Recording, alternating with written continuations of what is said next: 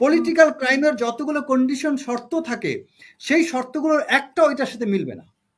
এটা কমপ্লিটলি এটা হচ্ছে কোনো পার্সোনাল ইন্টারেস্ট থেকে এই আপনার অমানসিকতা, এই ধরনের বর্বরতা দেখানো হয়েছে। কোনো পলিটিক্যাল পার্টি তারা কখনো এইরকম ঘটনাকে প্যাট্রোনাইজ করবে না, কারণ এটা করতে গেলে তারা এটা আত্মঘাতী হবে। তার মানে এখানে ওই ক্রিমিনালরা পলিটিক্যাল পার্টির ক্ষমতাটাকে তারা হয়তো কাজে লাগাতে পারে, বাট পলিটিক্যাল পার্টির প্যাট্রোনাইজেশন কখন এখানে ছিল না। এবং এই মুহূর্তে যদি এই চিরুনি অভিযান আপনি কাদেরকে চালাবেন, এসপি, ডিসি, ওসি এদেরকে দিই তো, কিন্তু আপনার এসপিরা কি ওসিরা কি কাজ করতে সাহস পাচ্ছে এখন? তারা কাজ করে? কে চিরুনি অভিযান করবে? স্বরাষ্ট্র উপদেষ্টা কি নিজে যাবেন? তিনি যাবেন না। এইটাই তো কথা। এই পয়েন্টও বিএনপি কথা বলতে পারছে না। গুড পয়েন্ট, যে সরকার ব্যবস্থা নিচ্ছে না, বিএনপি এটা নিয়ে তো বিএনপির উল্টা আন্দোলন করার কথা। আপনি আমার পয়েন্টটা খেয়াল করবেন হাসিনা আপা, যে বিএনপি তো they should go for movement, go for protest. They are not going for any protest. What they are doing, rather তারা চুপ করে ওই ছোট বাচ্চা কাচ্চার মতো ঝগড়া করতেছে, যেগুলোর কোনো বেস নাই। তারা কোনো লজিক্যালি এটাকে উইথ গুড রেশনালে তারা এটাকে কিন্তু কাউন্টার করছে না। তাদের বলা, তাদের আন্দোলনে নামা উচিত ছিল যে সরকারের কেন প্রকৃত আসামিকে, অপরাধীকে আসামি করা হলো না, কেন এই ঘটনা 3 দিন পরে বের হলো, কেন এই ঘটনা সংঘটিত হলো, সেখানে আনসার ক্যাম্প কি করেছে, সেখানে পুলিশ কি করেছে, সরকারের প্রশাসন ব্যবস্থা দৃশ্যমান ভিজিবল না থাকার কারণে এই অপরাধটা ঘটতে পেরেছে। এই কথাগুলো বিএনপি বলে কেন তার আন্দোলনে নামে নাই?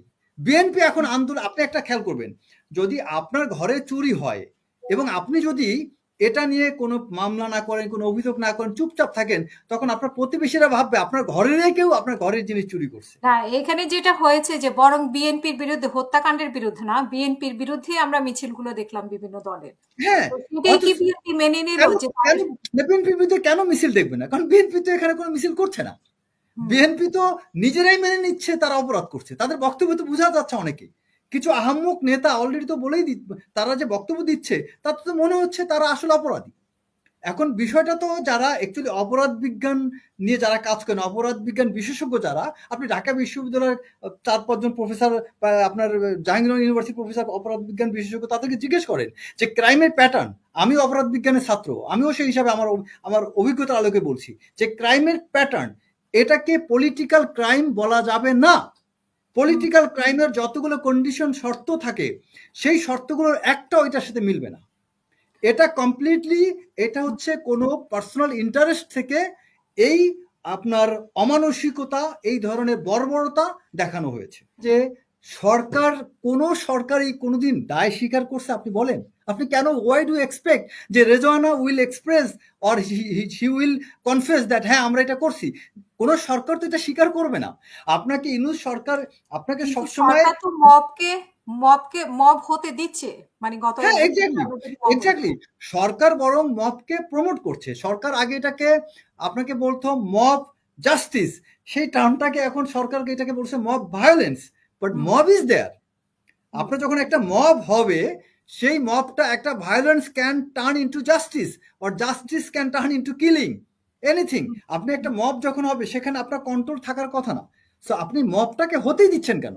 মানে যে কারোর উপর যে কোনো ইস্যুতে যে কোনো ভাবে হতে পারে, এবং সেটাকে আওয়ামী লীগ হলে জায়েজ, আবার অন্যদের ক্ষেত্রে হলে তখন সেটা দলীয় পর্যায়ে চলে যায়। এবং আপনি দেখেন, আপনি খেয়াল করে দেখবেন এই ঘটনা, দেখবেন আওয়ামী লীগ কি কোনো তাদের কোনো বক্তব্য, যে ধরনের বক্তব্য এক্সপেক্ট করছেন বা গত কয়েক মাস ধরে যে ধরনের কথাগুলো বলছিল, আওয়ামী লীগ কিন্তু এই ঘটনা সেরকম বক্তব্য দেয়নি।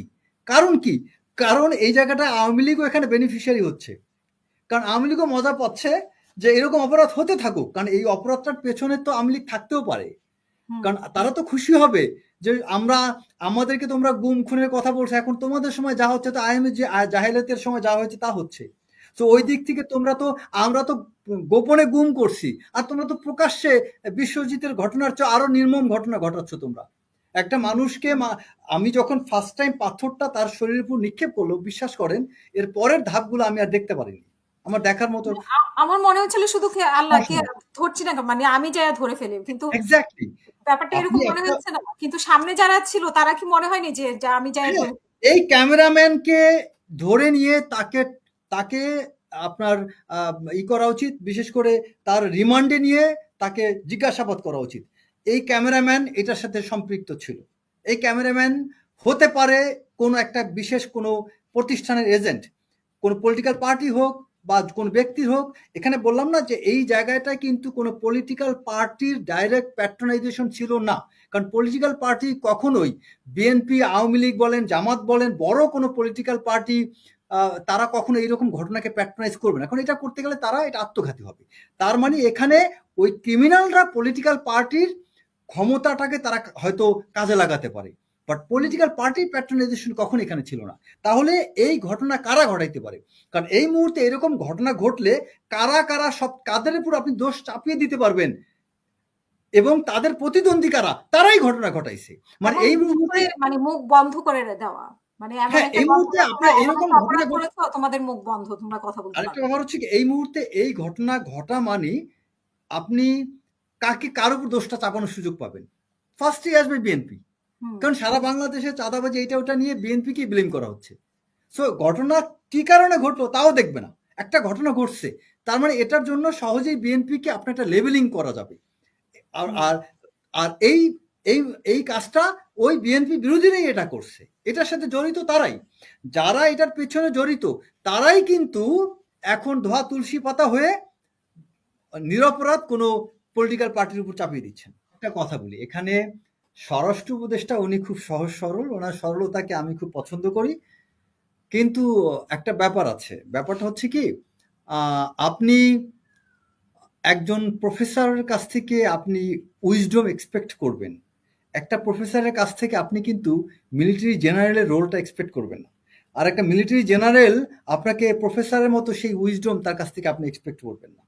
তো আমাদের স্বরাষ্ট্র উপদেষ্টা উনি হচ্ছেন অত্যন্ত সরল এবং ভালো একজন মানুষ, কিন্তু এই স্বরাষ্ট্র মন্ত্রণালয়ের মতো একটা প্রতিষ্ঠান চালানোর জন্য যেই ধরনের আপনার টাইট কমান্ড কন্ট্রোল প্রয়োজন, সেই কমান্ড কন্ট্রোলটা সেরকম ব্যক্তিকে এখানে আসলে রাখা হয়নি। এটাও আমি মনে করি এটা কোনো প্রতিবেশী রাষ্ট্রের বা কারো না কারো একটা ষড়যন্ত্র আছে।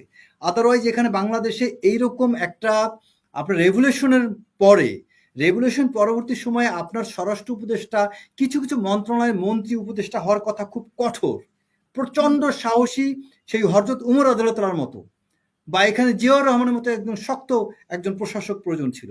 এই স্বরাষ্ট্র মন্ত্রণালয় আপনি খেয়াল করবেন ৭৫ পরবর্তী যখন বিএনপি গভর্নমেন্ট ক্ষমতায় আসে তখন কিন্তু জিয়াউর রহমান আপনার স্বরাষ্ট্রমন্ত্রী মন্ত্রণালয় তার অধীনে রেখেছিলেন।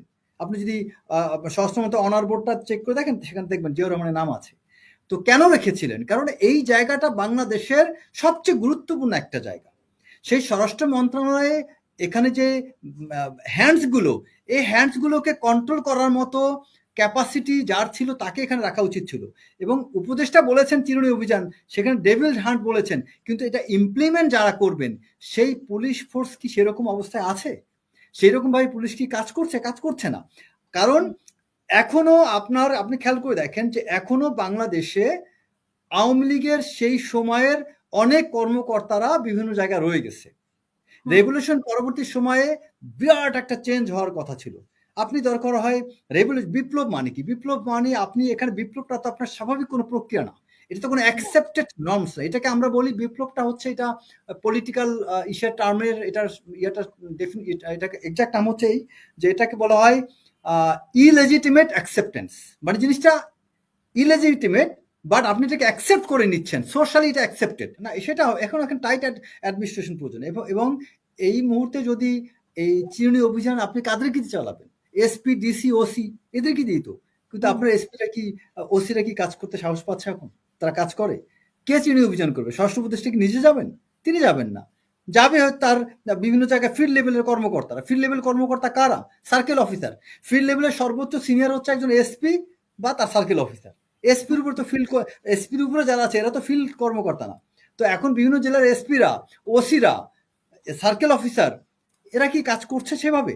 আচ্ছা, তারপরে আর্মির যে ম্যাজিস্ট্রেসি পাওয়ার, এটা তো একটা আমি মনে করি একটা কাইন্ড অফ ড্রামা টাইপ জিনিস। আর্মির ম্যাজিস্ট্রেসি পাওয়ার তো সেই ক্লিন হেড অপারেশনের সময় ছিল। আপনি মনে করে দেখেন 2000 সেই আরো 2 মাস বাড়ানো হয়েছে। হ্যাঁ, বাড়ায় লাভ কি? এটা তামাশা ছাড়া কিছু না। কি বাড়ায় কি লাভ?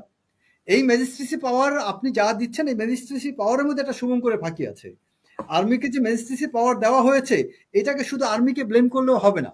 এই ম্যাজিস্ট্রেসি পাওয়ারের মধ্যে কিছু একটা ফাঁক আছে, যেটা আমি আসলে আলাপ করতে গেলে সময় নষ্ট হবে।